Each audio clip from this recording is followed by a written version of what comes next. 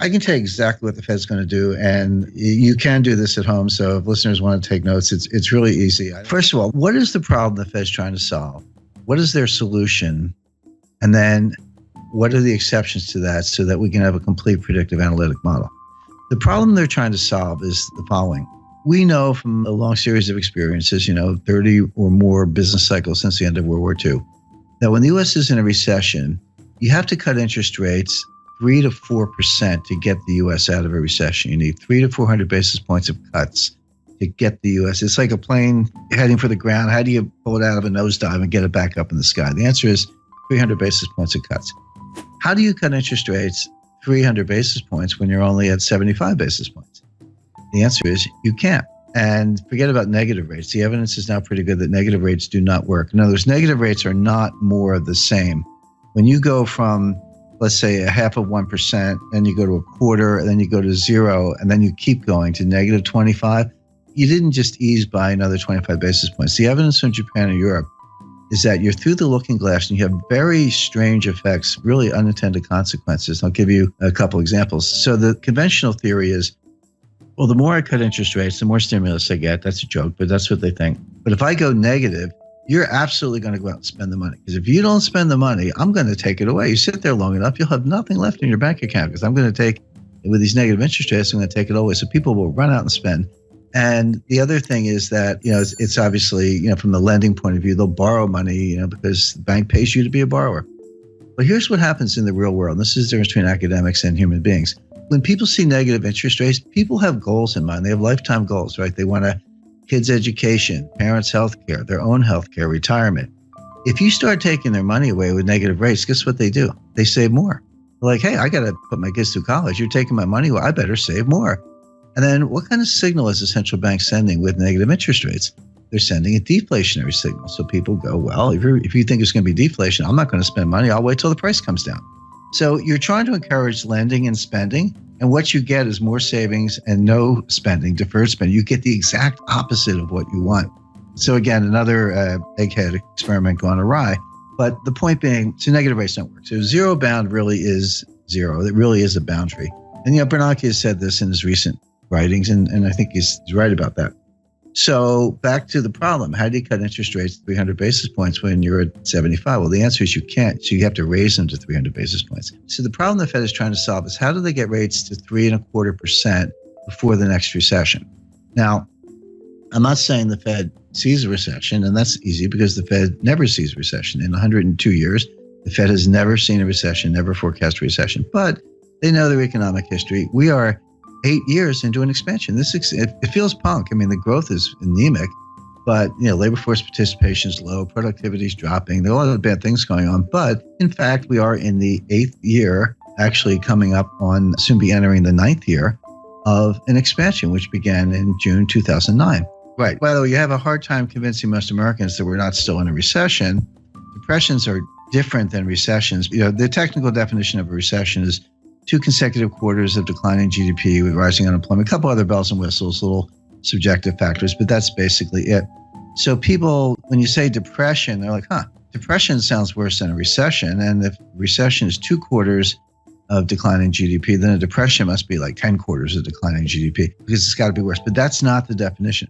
The definition of a depression, you can have growth in a depression, but it's below trend growth. In other words, if trend is 3.5, and you're actually banging out 1.5, 2, that gap between, let's say, 1.5 and 3.5% growth, that's depressed growth. It's an output gap. It compounds over time, and you never get it back. We are losing trillions of dollars of wealth.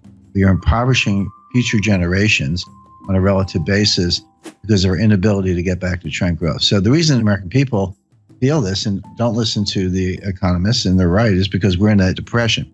So leaving that aside, the Fed at least understands the business cycle and the fact that the next recession, they say they don't die of old age, but they do die, and we're getting close to the next one. So they are in a desperate race to get rates up to 3.5% before the next recession hits so they can cut them to get out of the recession.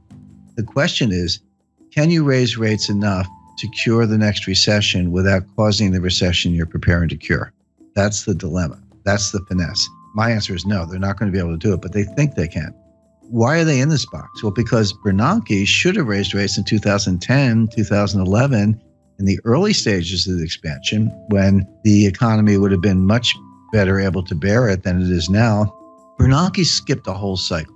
He skipped a whole rate increase cycle to pursue these wacky experiments and, QE and zero interest rate policy and all that. I spoke to Bernanke about this, and he used the word experiment. He said this was an experiment. Bernanke made his academic reputation by studying the Great Depression, in the wake of Friedman and Anna Schwartz and some others. But he was a great scholar of the Great Depression, and he got his chance to kind of try out his theories.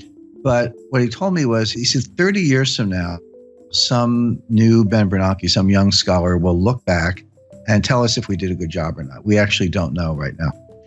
See, the Great Depression was really two technical recessions, 29 to 33 and then 1937-38. But from 33 to 37, we had an expansion, but the whole thing was a depression because we never got out of it. The stock market recovered the 1929 high in 1954. It was a long time to get back to even. But Bernanke's mantra was, doing something is better than doing nothing. I completely disagree.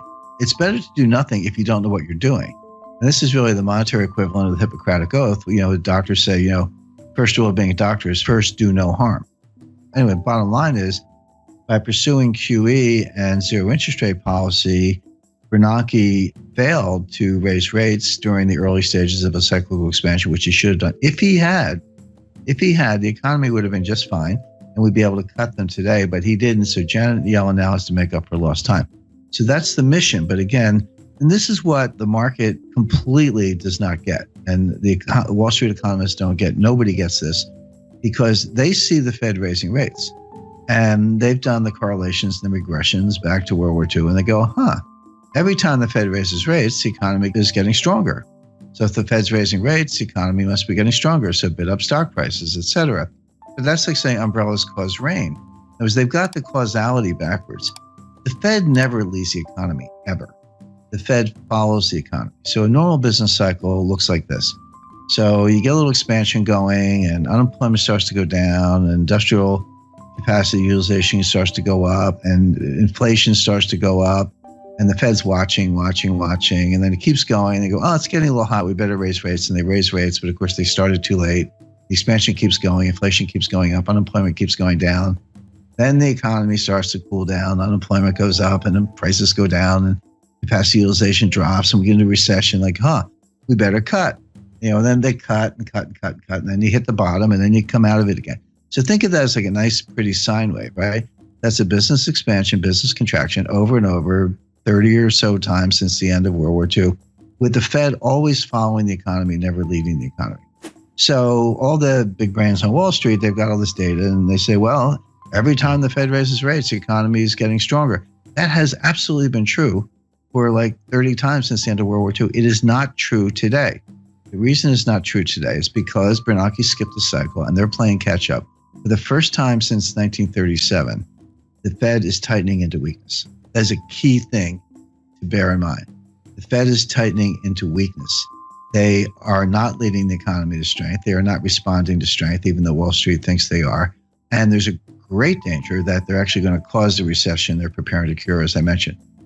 The Fed will raise rates 25 basis points 4 times a year from now until the middle of 2019, until they get them to 3.25%. So like clockwork, every March, June, September, December, for 2017, 2018, into 2019, look for a Fed rate hike until they get to 3.25%, at which point they'll be able to say, all right, now we're at 3.25. If we have a recession tomorrow, we can cut them back down to 0 again and get out of it. That'll be mission accomplished.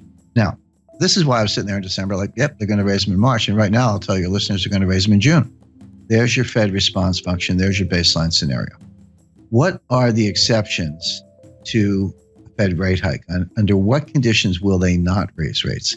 Because everything I just described to you, they've had in mind since March 2015, when Yellen took patience out of the statement. That was the end of forward guidance. And by the way, if you go back to 2015, I said they're not going to raise rates all year, and they weren't going to do the liftoff that people were looking for in March, June, September. And they didn't lift off in September because of the Chinese rate exchange devaluation. The stock market fell out of bed August 2015. Finally, they raised them in December 2015. And Wall Street was ready for March. I said, no. In June, no. September, no. It wasn't until December 2016 that they raised them the second time. So obviously, there are conditions under which they don't raise rates, notwithstanding the baseline scenario. So what are those conditions? There are three. Well, four, actually. So if you see job creation below 75,000, that will cause them to pause. By the way, pause is the key word. If you go home through the speeches, you'll see the word pause in Dudley's recent remarks. Pause is the Fed's jargon for we're not going to raise rates. We got the Jim scenario, which I took from the Fed, it's their scenario, or a technical recession. So, we're going to know Friday what the first quarter GDP is. It's pretty close to negative, but I'm not saying we're in a recession now. We might be. But if you see a recession, they'll pause. You see job creation below 75,000, they'll pause. By the way, that's a very low bar. If you see a jobs report, see, this is the other thing that confuses Wall Street. You see a jobs report with 100,000 jobs. So Wall Street goes, oh, that report's really weak. The Fed's going to think twice. No, 75,000 is the number. Yellen told us that. It was in one of her speeches. You just have to be a geek like me and read all the speeches. So the third factor would be disinflation. So the Fed has this 2% inflation target. They've missed it for 6 years. They're finally getting close to hitting it. By the way, I think the listeners know they use the PCE core deflator year over year. There's PPI and CPI and core, a bunch of inflation indices, but we know what they use. PCE core deflator year over year. That actually has been getting close to 2%. But if you see it turn around, if you see that gap down to like 1.5, 1.4, 1.3, then they will pause. The last condition for the pause is a disorderly decline in stock markets more than 5%. If you see a 6, 7, 8% decline, so if the S&P went down 100 points, Fed doesn't care. Dow Jones goes down 1,000 points, Fed doesn't care. But beyond that, if you see the S&P start to go down 150 or the Dow start to go down 1,500 points in a disorderly way, it looks a little scary. It looks like there's no bottom. It looks like if you see that, they'll pause. So the Fed is going to raise like clockwork 4 times a year for the next 2.5 years, unless you see job creation below 75,000, disinflation, a technical recession. If you don't see one of those things, they're going to raise rates. And so right now, I don't see any of them. I mean, they could all happen, but it looks like, growth is going to be positive. Job creation's been decent, over 100,000. Disinflation is probably coming, but not quite here yet. And they'll want to see a couple months in a row. And the stock market's not crashing. So none of the pause conditions are in place. Therefore, they will raise rates. Simple.